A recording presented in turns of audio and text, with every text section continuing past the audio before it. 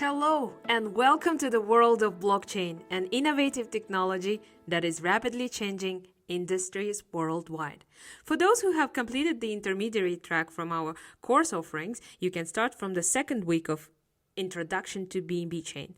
But remember, revising always helps better understanding. In this video, we will try to look into the fundamentals of blockchain, with a particular focus on the blockchain structure, blocks, and their individual components.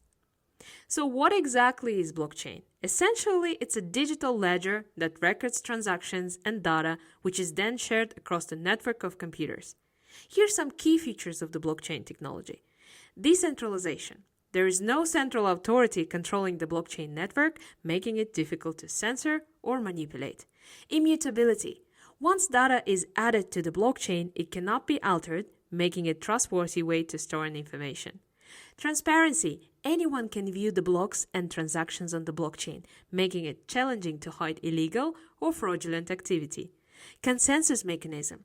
This helps prevent potentially fraudulent transactions from entering the blockchain by using decision-making process to ensure that the majority of the network agrees to the data's validity.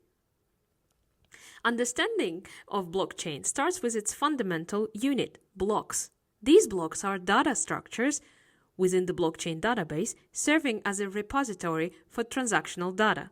Essentially, a blockchain is a linked sequence of interconnected blocks, each holding valuable information. To learn more about the block, we need to explore its components, starting with the blockchain header, an essential element of the block. Next, we have a block size. It tells how much data block can hold, like transactions or other information in the blockchain. Next in line, the transaction counter, a crucial component for tracking the total number of transactions stored within the block. This feature provides an efficient way to identify the exact number of transactions present in a specific block. Finally, we come to the transactions themselves. This is the actual list of transactions that are included in the block.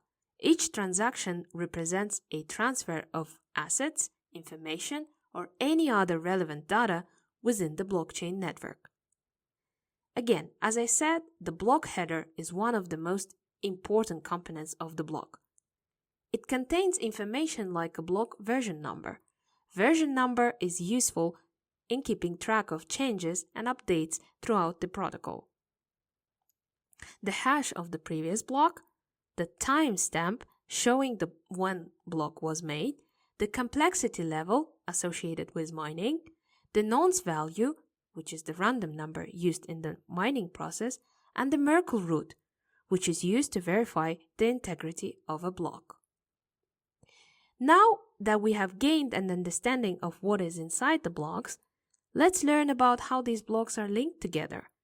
This connection is achieved through a unique cryptographic representation of block data. It is called hash. A cryptographic hash function is a math algorithm that takes any size input and produces a fixed size string of characters, known as a hash value. These hashes are usually deterministic, which means that the same input always generates the same hash output. Moreover, it is designed to be a one-way function, so it's practically impossible to reverse engineer the original input from the hash value. Hash functions are generally collision resistant, which means it is highly improbable to find two different inputs that produce the same hash output. Additionally, even a minor change in the input data results in a completely different hash value, making it highly sensitive to any modifications. This phenomenon is called the avalanche effect. Some of the commonly used cryptographic hash functions include SHA-256 and SHA-3 and many others. So, how blocks are chained together? Each block in the blockchain has its own block hash, serving as the unique identifier. To maintain the integrity and security of the chain, the hash of the previous block is incorporated into the header of each new block. This creates continuous and immutable chains of blocks, starting from the genesis block. Any attempt to modify the data in the block will result in the change of its hash value. which will also affect the hashes of all subsequent blocks.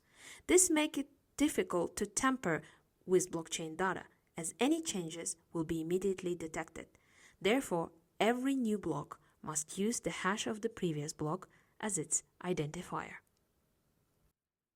Now let's understand the fundamental characteristics of the block: block height, block size, and block time. Block height indicates the block's position in the blockchain and the overall length of the blockchain. The starting block, known as a genesis block, kicks off with the height of 0. Every subsequent block adds 1 to the height. For example, if the block has a block height of 5,000, it signifies that there is a 5,001 blocks in the chain, including the genesis block. The term block size refers to the maximum amount of information that can be stored in the single block. This measurement is typically in bytes or kilobytes and determines how many transactions can be processed in one block. The block size has a direct impact on the number of transactions that can be processed by a blockchain network. A larger block size can accommodate more transactions, which results in a higher overall network capacity and speed. However, larger blocks also require more computational resources to validate and process. On the other hand, smaller blocks use fewer resources but can process fewer transactions. Deciding on the ideal block size is therefore a balancing act.